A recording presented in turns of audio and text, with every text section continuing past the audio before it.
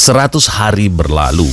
Bukanlah waktu yang cukup untuk mengubah dunia, namun cukup untuk menunjukkan arah. Disinilah publik menaruh harapan pada pemimpin daerah untuk bergerak cepat, menunjukkan keberanian, dan memutus simpul-simpul stagnasi. Namun, dalam gebrakan awal itu, dua batu besar mengadang di tengah jalan. Meritokrasi yang sering dikompromikan dan birokrasi yang tak kunjung gesit. Ketika meritokrasi ditahan politik balas budi, pemimpin baru dihadapkan pada dilema lama, memilih yang terbaik atau memilih yang dekat. Saat jabatan strategis menjadi alat tukar balas jasa politik, maka kompetensi harus minggir dari meja keputusan. Apakah ini sekedar pragmatis atau justru awal dari kompromi yang lebih dalam terhadap integritas tata kelola? Di titik inilah keberanian diuji, berani memilih yang pantas, bukan yang paling lantang mendukung saat kampanye. Tanpa itu, jargon meritokrasi hanya tinggal kata, tak bernyawa, tak bermuka. SDM lemah, meritokrasi mandek. Meski ada niat baik untuk memilih yang layak, realitas birokrasi daerah kadang menyedihkan. Kompetensi ASN tidak merata, pelatihan terbatas, dan rekam jejak yang bisa diverifikasi kerap kabur. Maka, meritokrasi tak hanya soal niat, tapi juga soal infrastruktur sumber daya manusia yang mumpuni.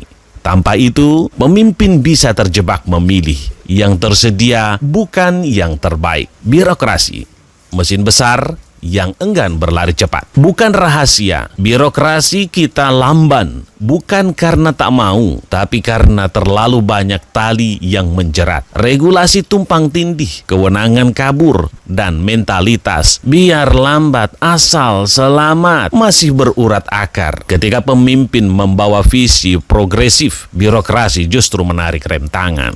Resistensi internal pun muncul diam-diam tapi sistematis. Ada yang merasa terancam, ada yang khawatir kehilangan zona nyaman. Tanpa komunikasi internal yang kuat, perubahan hanya menjadi perintah yang ditunggu dan ditinggalkan secara halus. Anggaran, ego sektoral, dan janji yang tertunda. Meski pemimpin punya visi besar, kadang mereka lupa visi butuh logistik, anggaran yang terbatas, koordinasi antara OPD yang belum padu, serta kurangnya sinergi lintas sektoral membuat program unggulan hanya menjadi narasi dan slide di presentasi. Dalam waktu yang pendek, membangun koordinasi bukan hanya teknis, tapi juga politis dan psikologis. Menjadikan 100 hari sebagai titik balik, bukan sekedar panggung. 100 hari bekerja bukanlah panggung pencitraan. Ini adalah titik tolak perubahan. Maka, jika kepala daerah ingin meninggalkan jejak bukan hanya jejak kaki, tapi jejak kepemimpinan, maka langkah strategis harus segera diambil. Berani independen dari tekanan politik, sebab loyalitas yang paling penting adalah pada publik, bukan pada elit partai. Bangun komunikasi internal yang terbuka dan solutif, bukan instruktif dan penuh kecurigaan. Manfaatkan teknologi digital untuk memangkas birokrasi, bukan hanya sebagai kosmetik digitalisasi. Perkuat sistem merit melalui regulasi dan asesmen yang objektif, bukan sekedar formalitas administratif. Publik tidak sedang menuntut keajaiban dalam 100 hari, tapi mereka ingin melihat arah yang jelas, langkah yang pasti, dan niat yang tidak ragu. Bila meritokrasi ditegakkan dan birokrasi bisa digerakkan, maka 100 hari akan menjadi awal sebuah transformasi, bukan sekedar catatan sejarah yang cepat dilupakan. Hari berlalu,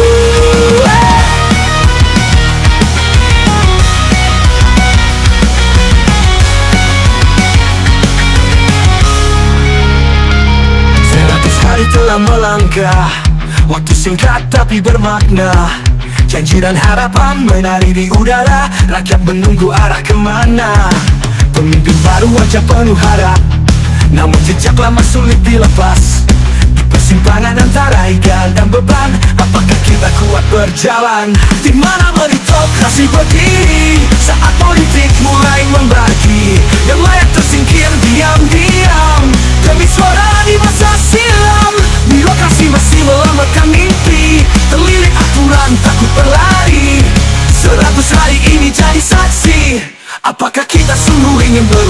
atau berhenti.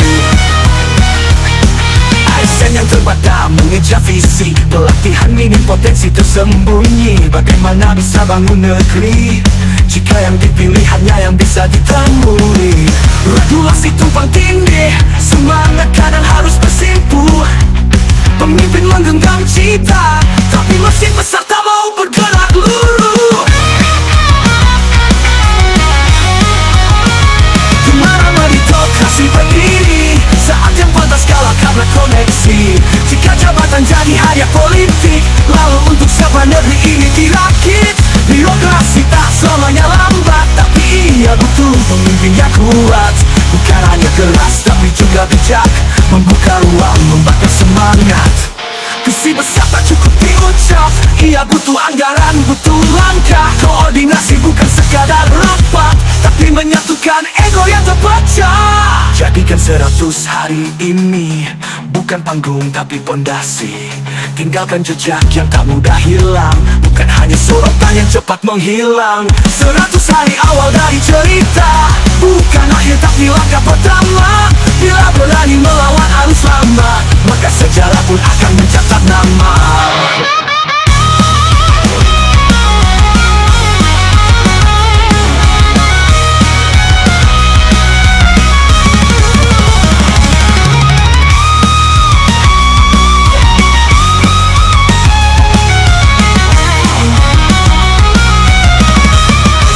Terbata mengejar visi, pelatihan minim potensi tersembunyi.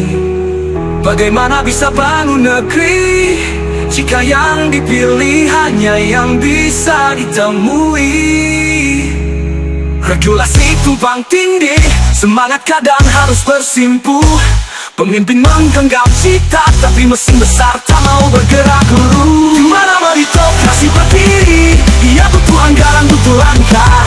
Koordinasi bukan sekadar rapat, tapi menyatukan ego yang terpecah. Jadikan 100 hari ini bukan panggung tapi pondasi. Tinggalkan jejak yang tak mudah hilang, bukan hanya sorotan yang cepat menghilang. Jadikan 100 hari ini bukan panggung tapi pondasi.